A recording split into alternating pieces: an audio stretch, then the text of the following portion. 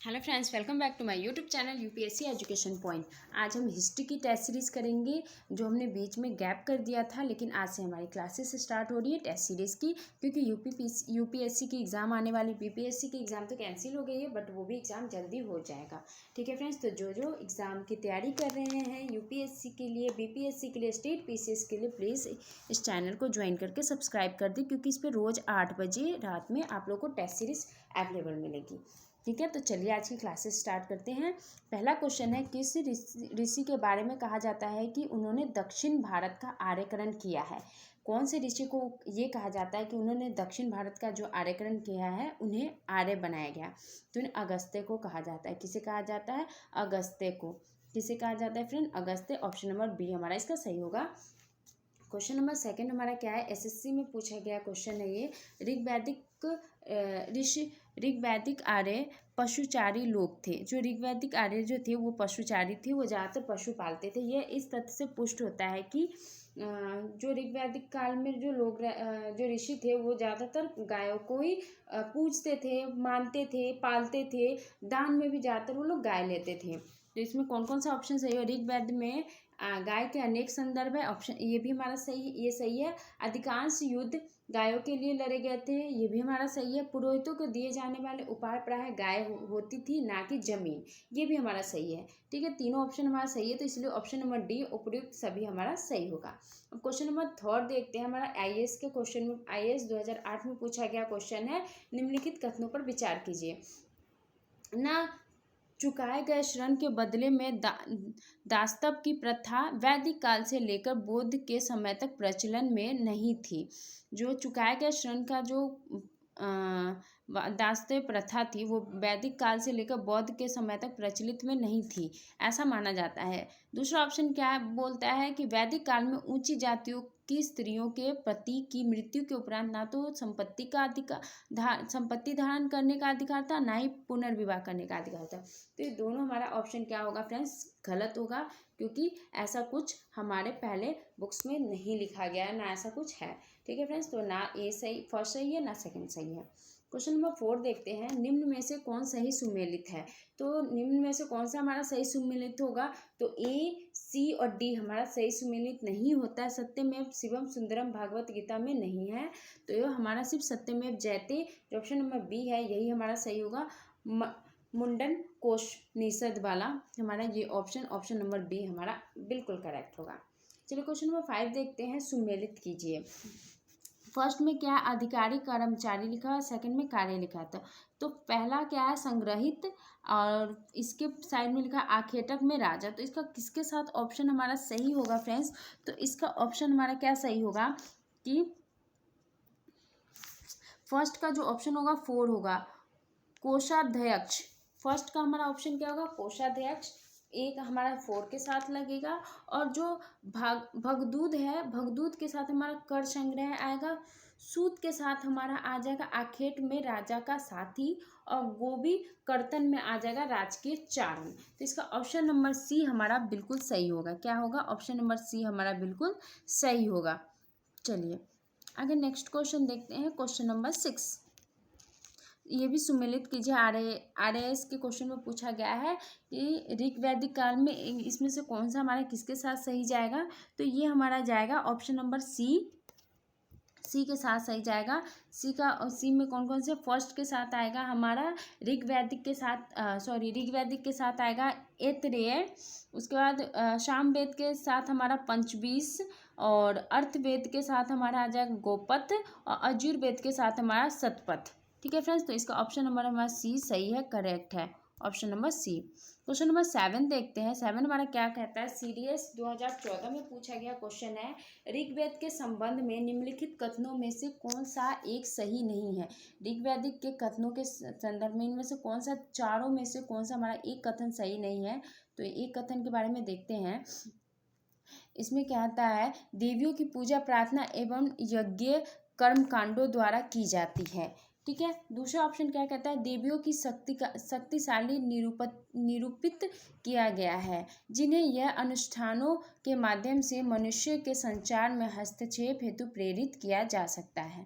तीसरा हमारा क्या कहता है? ऐसा माना जाता था कि जो अर्पण अग्नि द्वारा उपभुक्त होता है वह देवताओं द्वारा ग्रहण किया जाता है।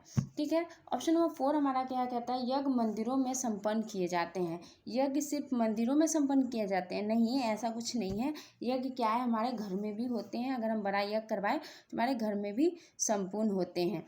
तो इसमें क्या बोला है, कौन सा ऐसा ऋग्वेद संबंध में निम्नलिखित कथनों में से कौन सा सही नहीं है? कौन सा सही? यज्ञ मंदिरों में संपन्न किए जाते थे। हाँ, पहले के ज़माने में, सॉरी फ्रेंड्स, पहले के ज़माने में क्या है, हमारा यज्ञ मंदिरों में संपन्न किए जाते थे। लेकिन ठीक है, तो इसका ऑप्शन नंबर डी हमारा बिल्कुल सही होगा। ठीक है फ्रेंड्स, ऑप्शन नंबर डी हमारा सही होगा। क्वेश्चन नंबर 8 देखते हैं, किस वेद में तंत्र मंत्र एवं जादुई सम्मोहन से जुड़ी सूत्र सन्निहित है? कौन से वेद में है जो तंत्र मंत्र जो भी होता है वो सन्निहित है? तो ये हमारा ऑप्शन नंबर अर्थवेद में है, जो सबसे लास्ट हमारा बाद में आया है। अर्थवेद सबसे पुराना हमारा ऋग्वेद है। सामवेद में जो भी संगीत वगैरह है उनके बारे में बताया गया है। ठीक है, और जो काला जादू वगैरह ये अर्थवेद में बताया गया है। क्वेश्चन नंबर 9 देखते हैं, RAS RTS 2012 में पूछा गया क्वेश्चन है कि सुमेलित कीजिए। तो इसका ऑप्शन हमारे कुंभ के साथ कौन सा मैच होगा? तो कुंभ के साथ हमारा मैच होगा, कुंभ के साथ हमारा मैच होगा काबुल। कुंभ के साथ हमारा काबुल और सेकंड ऑप्शन मैच होगा। और उसके बाद परुन्नी के साथ हमारा मैच होगा, परुन्नी के साथ हमारा मैच होगा राबी। और सादानीरा के साथ हमारा मैच होगा गंडक। और सतुद्री के साथ हमारा मैच होगा सतलज। ठीक है, तो इसका ऑप्शन नंबर बी हमारा सही होगा। क्या होगा? ऑप्शन नंबर बी हमारा सही होगा।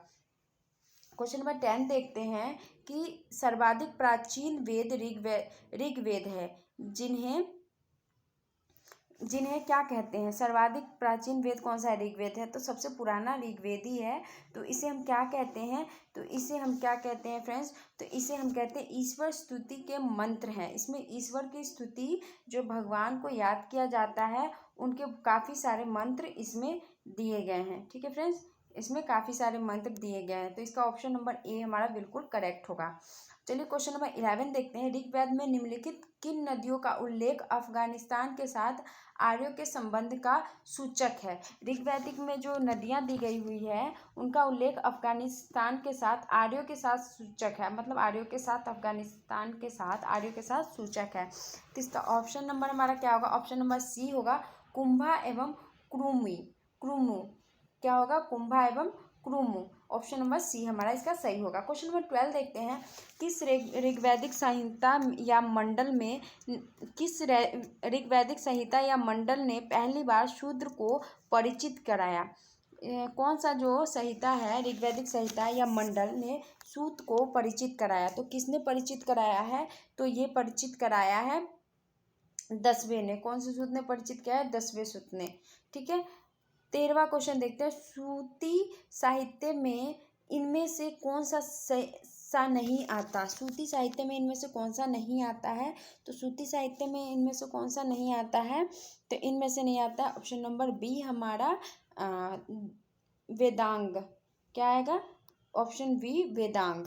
ठीक है, अब चलिए क्वेश्चन नंबर 14 देखते हैं, मानव आत्मा का एक शरीर से दूसरे शरीर में गमन किस वैदिक साहित्य का विश्वास है? मानव आत्मा का एक शरीर से दूसरे शरीर में गमन, मतलब मानव का जो आत्मा होता है इस शरीर से दूसरे शरीर में चला जाता है, किस वैदिक साहित्य का विश्वास हो? कौन सा वैदिक, जो 4 वैदिक साहित्य, जो वैदिक साहित्य उसमें से कौन से वैदिक साहित्य का विश्वास है?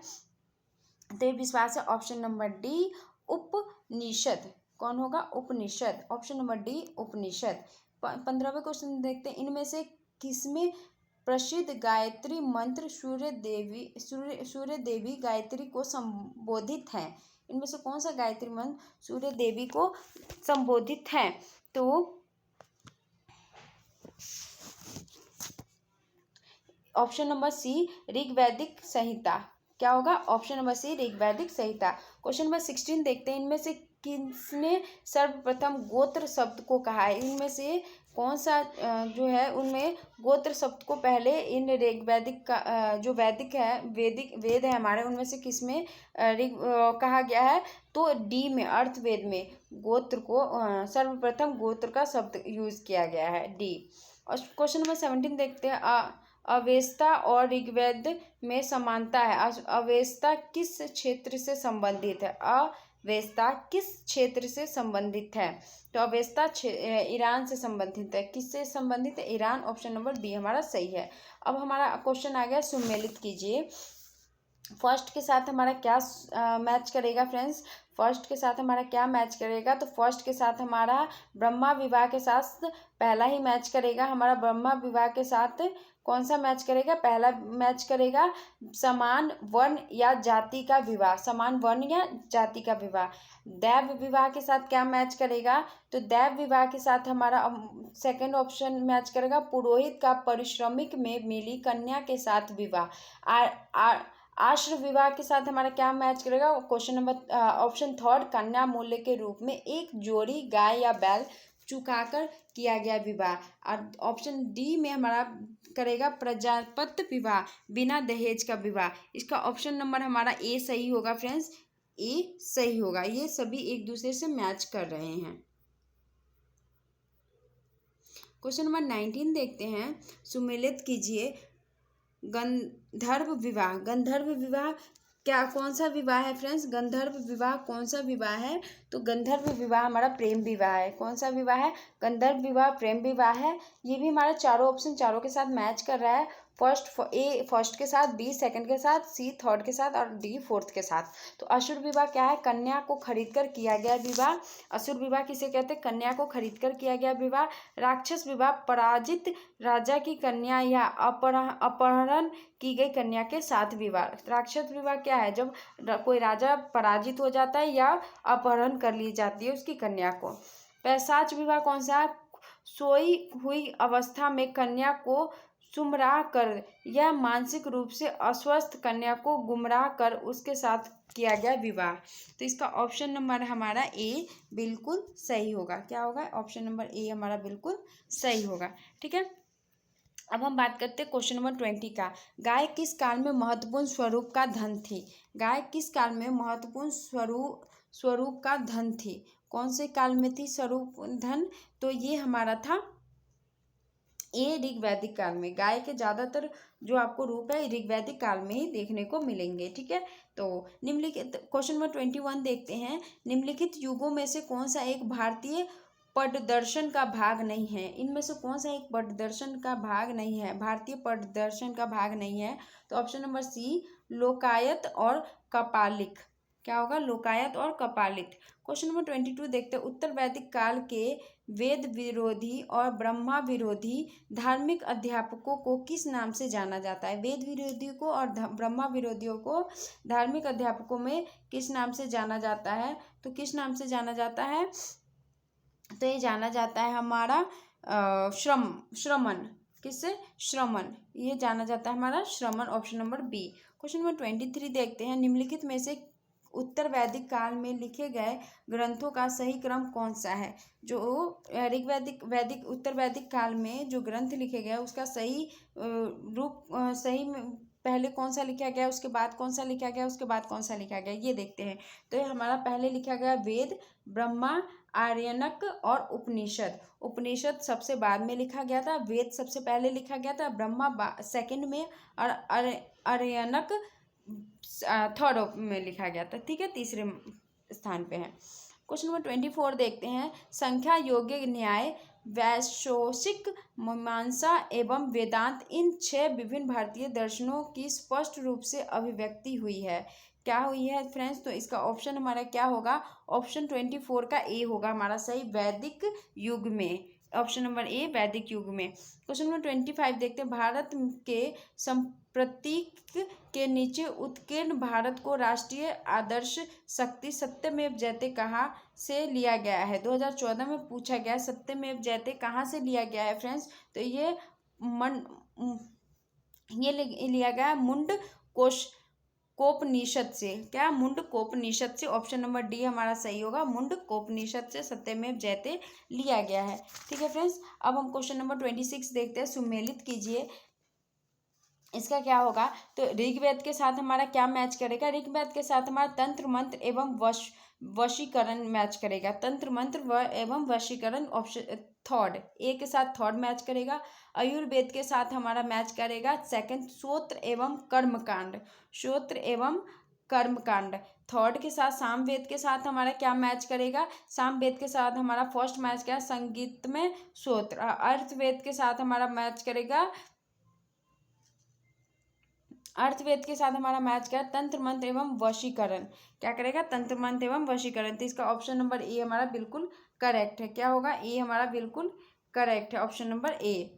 ठीक है, चलिए क्वेश्चन नंबर 27 देखते हैं। ऋग्वेद के बारे में निम्नलिखित कथनों पर विचार कीजिए। इसका ऋग्वेद के बारे में हम निम्नलिखित कथनों पर विचार करते हैं। ए में क्या दिया गया, यह एक प्रकृतिवादी बहुदेववाद दिग्विजय को साकार करने वाले अनेक देवताओं में आस्था को प्रतिबिंबित करता है। सेकंड क्या है, देवताओं की कल्पना निरूपी अर्थात मनुष्यों के समान शारीरिक रूप रखने वालों के रूप में की गई है। तो इसका ऑप्शन हमारा क्या सही होगा, इसका ऑप्शन हमारा सी सही होगा। फर्स्ट और सेकंड दोनों हमारा सही है। ठीक है, क्वेश्चन नंबर 28 देखते हैं। जब समझ में नहीं आया फ्रेंड्स तो एक बार और आप रिपीट कर लीजिएगा इस वीडियो को। चलिए, प्रतिलोम विवाह तब माना जाता है, प्रतिलोम विवाह कब माना जाता है, तो प्रतिलोम विवाह हमारा जो है कब माना जाता है, तो जब उच्च वर्ग की नारी निम्न वर्ग के पुरुष के साथ विवाह कर लेती है। जब ऊंचे जात की जो नारी है छोटे जात के पुरुषों के साथ विवाह कर लेती है, तब हमारा क्या, प्रतिलोम विवाह कहलाता है। ठीक है, चलिए क्वेश्चन नंबर 29 देखते हैं। ऋग्वेद में के किन 6 मंडलों को वंश मंडल गोत्र मंडल कहा जाता है, किस 6 मंडलों को वंश मंडल और गोत्र मंडल कहा जाता है, तो ये कहा जाता है दूसरे मंडल से 7वें मंडल तक। किससे, दूसरे मंडल से 7वें मंडल तक। ऑप्शन नंबर ए हमारा सही है। क्वेश्चन नंबर 30 देखते हैं। किस वैदिक ग्रंथ में वर्ण शब्द का सर्वप्रथम नामोल्लेख मिलता है, नामोल्लेख मिलता है सर्वप्रथम ग्रंथ में वर्ण शब्द का, तो ये किस में मिलता है, तो ये हमारा मिलता है ऋग्वेद में। किसमें, ऋग्वेद में, ऑप्शन नंबर ए।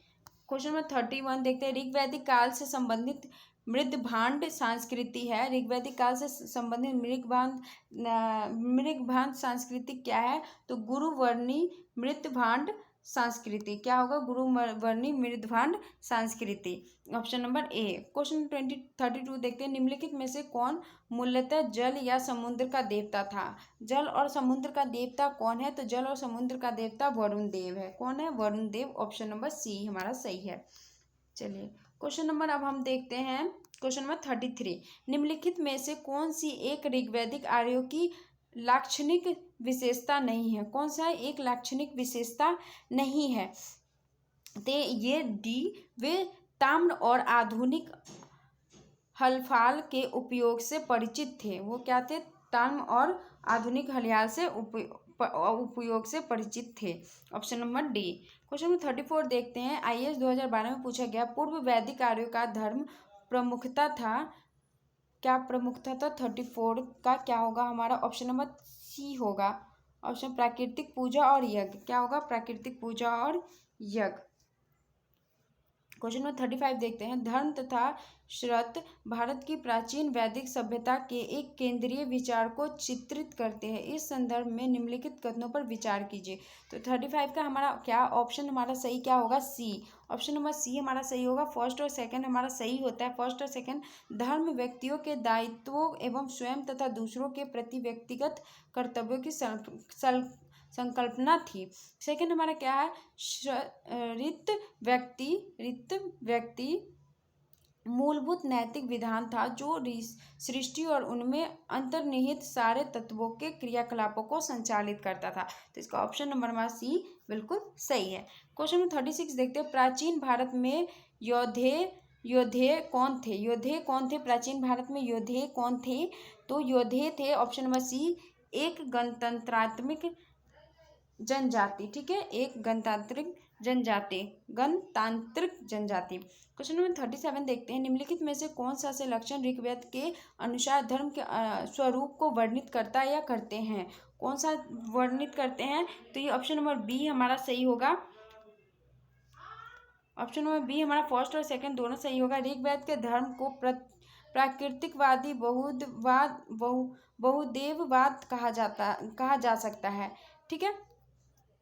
और इसका सेकंड ऑप्शन भी हमारा सही होगा। ऋग्वेद के धर्म और ईरानी अवेस्ता और विचारों में आश्चर्यजनक समानताएं हैं। तो इसका ऑप्शन नंबर फर्स्ट और सेकंड हमारा सही होता है। क्या होता है? फर्स्ट और सेकंड हमारा सही होता है।